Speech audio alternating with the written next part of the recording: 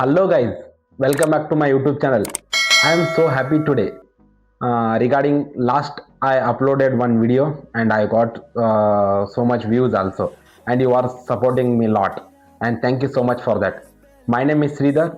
I am a nursing officer and working in Karnataka, India. So last I was uploaded one video regarding how to move from India to abroad, such countries like UK, United Kingdom, and Canada, Australia, such those countries. And today I am dealing with Malta country. Malta is one of the beautiful countries in the world. So, for the nurses, what is the process is there for going to Malta? Is there any exam? Any course is there? I need to, how much I need to pay money for them?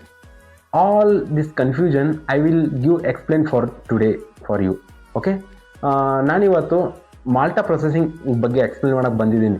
So ಇವತ್ತು ನೀವು video skip ಮಾಡ್ದೇನೆ through video full video ನೀವು ನೋಡಿ, ಅದರಲ್ಲಿ ನಿಮ್ಗೆ ಗೊತ್ತಾಗುತ್ತೆ ಯಾವ ಥರ ಮಾಲ್ಟಾ ಪ್ರೊಸೆಸ್ ಯಾವ ಥರ ಇದೆ, ಎಷ್ಟು ಅಮೌಂಟ್ ಎಷ್ಟು ಬೇಕಾಗುತ್ತೆ ಅಂತ. ಈಸಿ ಪ್ರೊಸೆಸ್ ಇದೆ. It is so much easy process for you, and try not to worry about that, and I will explain you step by steps. Okay, don't delay, don't waste the time. We will direct move with how to move from India to Malta. Okay,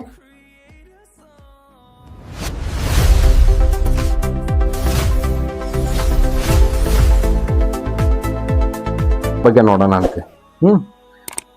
Malta actually Malta is a beautiful country. Actually ತುಂಬಾ ಚೆನ್ನಾಗಿರೋ country ಇದು. ತುಂಬಾ ಜಾಸ್ತಿ ಜನ ಹೋಗ್ತಾ ಇದ್ದಾರೆ ಇವಾಗ ಮಾಲ್ಟಾಕ್ ಹೋಗ್ಬೇಕಂತಂದ್ರೆ ನಿಮ್ಗೆ ಅಮೌಂಟ್ ಜಾಸ್ತಿ ಬೇಕು. ಕ್ರೈಟೀರಿಯಾಸ್ ಕಡಿಮೆ ಇದೆ, ಕ್ರೈಟೀರಿಯಾಸ್ ಏನೇ ಇಲ್ಲ, ಬಟ್ ಅಮೌಂಟ್ ಸ್ವಲ್ಪ ಜಾಸ್ತಿ ಬೇಕಾಗುತ್ತೆ. ನಾನು ಎಷ್ಟು ಬೇಕಾಗುತ್ತೆ ಅನ್ನೋದು ಮುಂದೆ ನೋಡ್ತಾ ಇರಿ, ನಾನು ಎಕ್ಸ್ಪ್ಲೇನ್ ಮಾಡ್ತೀನಿ. ಫಸ್ಟಿಗೆ ಮಾಲ್ಟಾಕ್ ಹೋಗ್ಬೇಕಾದ್ರೆ MNC ಅಂತ ಇರುತ್ತೆ, ಅಂದ್ರೆ ಮಾಲ್ಟಾ ನರ್ಸಿಂಗ್ ಕೌನ್ಸಿಲಿಂಗ್ ಅಂತ ಹೇಳಿ, ಮಾಲ್ಟಾ ನರ್ಸಿಂಗ್ ಕೌನ್ಸಿಲಿಂಗ್. ಸೊ ನೀವು ಆ ಕೌನ್ಸಿಲಿಂಗ್ಗೆ ನೀವು ಅಪ್ಲೈ ಮಾಡಿಬಿಟ್ಟು ಏನು ಮಾಡಬೇಕು, ನೀವು ಡಾಕ್ಯುಮೆಂಟ್ಸ್ನ ವೆರಿಫಿಕೇಶನ್ ಮಾಡಬೇಕು. ಫಸ್ಟ್ ನಿಮ್ದು ಎಲ್ಲ ಆಲ್ ಡಾಕ್ಯುಮೆಂಟ್ಸ್ ಹೇಳಿದ್ನಲ್ಲ, ಎಲ್ಲ ಆಲ್ ಡಾಕ್ಯುಮೆಂಟ್ಸ್ ವಿತ್ ಟ್ರಾನ್ಸ್ಕ್ರಿಪ್ಷನ್ ಆಗಿರ್ಬೋದು, ನಿಮ್ಮದು ಏನಿದು ಮಾರ್ಕ್ಸ್ ಕಾರ್ಡ್ಸ್ ಆಗಿರ್ಬೋದು, ನಮ್ಮದು ಕರ್ನಾಟಕ KNC ರಿಜಿಸ್ಟ್ರೇಷನ್ ಆಗ್ಬೋದು, ಎಲ್ಲನೂ ಮಾಡ್ಬೋದು.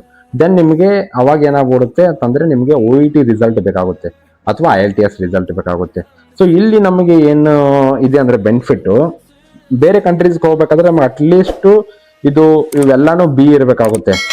ಸೊ ಇಲ್ಲಿ ಮಾಲ್ಟಾಗೆ ಏನಂತಂದ್ರೆ ನಮಗೆ ಸ್ಪೀಕಿಂಗ್ ಮಾತ್ರ B ಇದ್ರೆ ಸಾಕು, ಉಳಿದಿದ್ದೆಲ್ಲ ಲಿಸ್ನಿಂಗ್ ಆಗಿರ್ಬೋದು, ರೀಡಿಂಗ್ ಆಗಿರ್ಬೋದು, ಆಮೇಲೆ ರೈಟಿಂಗು ಎಲ್ಲಾನು ಏನಿದೆ C+ ಇದ್ರೆ ಸಾಕು. ಓಕೆ, ಆಸ್ ಯೂಸ್ವಲ್ ಇವಾಗ ನೀವು IELTS ಬರಿತಾ ಇದ್ರೆ ಅಂತಂದ್ರೆ 6 ಬ್ಯಾಂಡ್ ಬೇಕಾಗುತ್ತೆ. 6 ಬ್ಯಾಂಡ್ಸ್ ಅಂತ ಬರುತ್ತೆ ಅದರಲ್ಲಿ. ಸೊ ಬ್ಯಾಂಡ್ ಬೇಕಾಗುತ್ತೆ.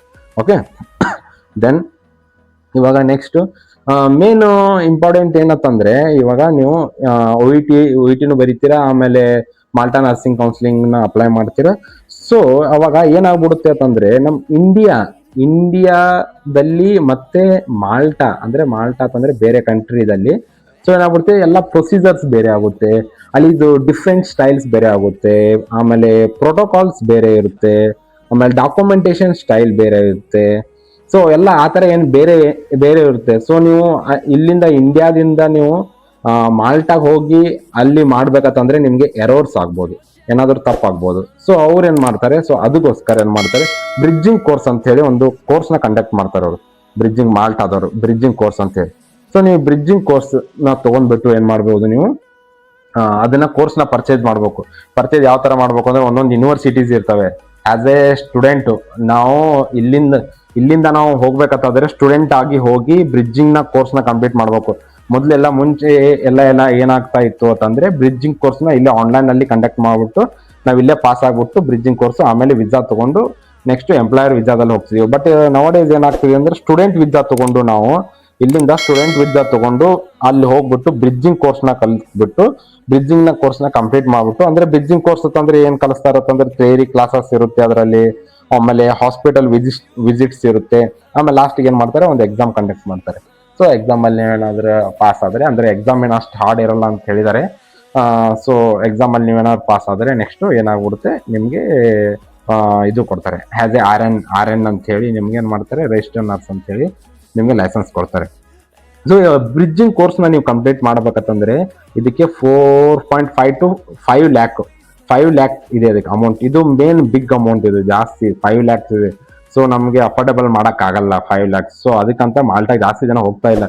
ಬಟ್ ಏನಂತಂದ್ರೆ ಇದು ಬ್ಯೂಟಿಫುಲ್ ಕಂಟ್ರಿ. ಅಂಡ್ ಅಗೇನ್ ನಮಗೆ ನೋಡಿ ಇಲ್ಲಿ ಒ ಇ ಟಿದಲ್ಲಿ ಸ್ಪೀಕಿಂಗ್ ಮಾತ್ರ ಬಿ ಆದ್ರೆ ಸಾಕು, ಸ್ಪೀಕಿಂಗ್ ಅಲ್ಲಿ ಆರಾಮಾಗಿ ಬಿ ತಗೋಬಹುದು, ನೀವು ಕಣ್ಮುಚ್ಚಿ ಬಿ ತಗೋಬಹುದು.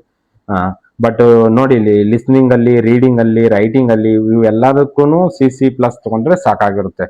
ಸೊ ಅದು ಬಹಳ ನಮಗೆ ಬೆನಿಫಿಟ್ ಆಗಿರೋದು. ಓಕೆ, ದೆನ್ ಬ್ರಿಡ್ಜಿಂಗ್ ಕೋರ್ಸ್ನ ನೀವು ಕಂಪ್ಲೀಟ್ ಮಾಡಿದ್ರಿ, ಅಲ್ಲಿ ಹೋದ್ಮೇಲೆ ನೀವೇನ್ ಮಾಡಿದ್ರಿ, ಬ್ರಿಡ್ಜಿಂಗ್ ಕೋರ್ಸ್ನ ಕಂಪ್ಲೀಟ್ ಮಾಡಿದ್ರಿ. ಅಂದ್ರೆ ಮೀನ್ಸ್ ಏನಂತಂದ್ರೆ ಇವಾಗ ಇದು ಮಾಲ್ಟಾ ನರ್ಸಿಂಗ್ ನ ಕೌನ್ಸಿಲಿಂಗ್ ಮಾಡಿದ್ಮೇಲೆ OET ಎಕ್ಸಾಮ್ ನ ಕಂಡಕ್ಟ್ ಆದ್ಮೇಲೆ ಇದೆಲ್ಲ ನೀವು ಕೋರ್ಸ್ ಬಂದ್ ಆದ ತಕ್ಷಣ ಏನ್ ಮಾಡ್ಬೇಕು, ನೀವು ವಿಸಾ ಅಪ್ಲೈ ಮಾಡ್ತೀರಾ. ಯಾವುದು ಸ್ಟೂಡೆಂಟ್ ವಿಸಾ.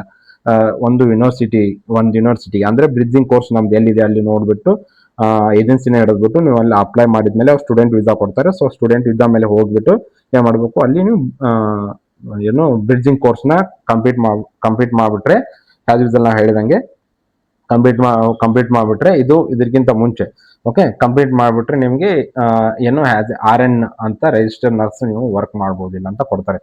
ಸೊ ಏನಾಗ್ಬಿಡುತ್ತೆ ಅಂದ್ರೆ ಮಿಡಲ್ ಕ್ಲಾಸ್ ಫ್ಯಾಮಿಲಿ ಆಗಿರ್ಬೋದು ಅಥವಾ ಸಮ್ ಪೀಪಲ್ಸ್ ಏನ್ ಮಾಡ್ತಾರೆ ಅಂತಂದ್ರೆ ಇವಾಗ ಇಲ್ಲಿ ಹೋಗ್ತಾರಲ್ವಾ ಎಕ್ಸಾಮ್ ಬರೆಯೋಕೆ ಹೋದಾಗ ನಿಮ್ಗೆ ದುಡ್ಡು ಅಫೋರ್ಡಬಲ್ ಮಾಡಕ್ಕಾಗಲ್ಲ.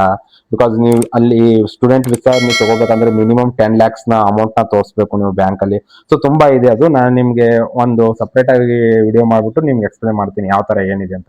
ದೆನ್ ವರ್ಕ್ ಪರ್ಮಿಟ್ ವಿಸಾ ತಗೋತಾರೆ, ದೆನ್ ವರ್ಕ್ ಮಾಡ್ತಾರೆ. ಮೇನ್ ಬೆನಿಫಿಟ್ ಅಂದ್ರೆ ಮೇನ್ ಬೆನಿಫಿಟ್ ಯಾವ್ದಕ್ಕೋಸ್ಕರ ಮಾಲ್ಟಾ ಹೋಗ್ತಾರೆ ಅಂದ್ರೆ ಇದು. After 1 year completion of Malta, ಇವಾಗ ನೀವು ಮಾಲ್ಟಾದಲ್ಲಿ 1 year ಏನಾದ್ರು ಎಕ್ಸ್ಪೀರಿಯನ್ಸ್ ತಗೊಂಡ್ರೆ ನೀವೇನಾಗ್ಬೋದು, UK ಮೂವ್ ಆಗ್ಬೋದು ವಿತೌಟ್ OET ಇಲ್ದೇನೆ ನೀವೇನಾಗ್ಬೋದು UK ಮೂವ್ ಆಗ್ಬೋದು, ಯುನೈಟೆಡ್ ಕಿಂಗ್ಡಮ್ಗೆ.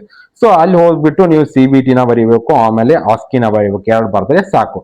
ಯಾವುದು ಇದೆರಡೂ ನರ್ಸಿಂಗ್ ಬೇಸ್ಡ್ ಎಕ್ಸಾಮ್. ಸೊ ಅಷ್ಟಾಯ್ತು. ದೆನ್ ಇವಾಗ ಮೂವ್ ಆಗೋಣ ಆಸ್ಟ್ರೇಲಿಯಾ ಹತ್ರ.